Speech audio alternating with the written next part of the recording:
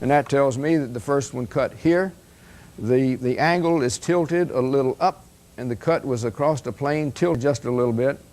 And it was a forward intercept, and the guidance law of the missile would make it converge on the trajectory of the aircraft.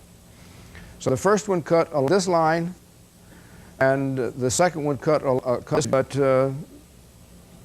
you had, after it got burning well, you had a lot of fairly violent exhaust of gases from the burning as the aircraft was, the back part of the aircraft was going down.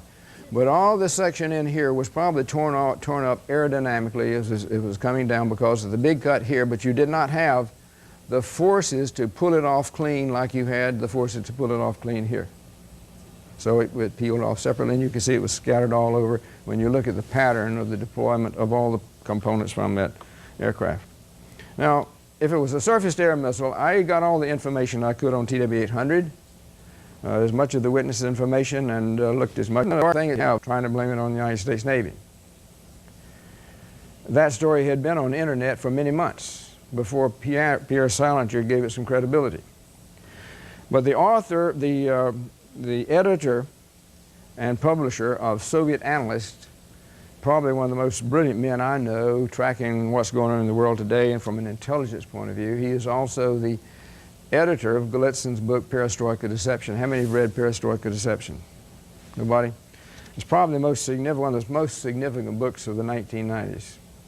A book he wrote earlier, New Lies for Old, back in the 1980s, was probably the most significant book of that decade if you're trying to understand what's going on in the world.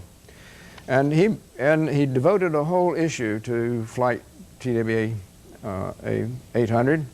And he said, do the American authorities know at the highest levels that TWA Flight 800 was destroyed by a missile or missiles launched from a submarine off Long Island, and are they preparing to cover up this act of war?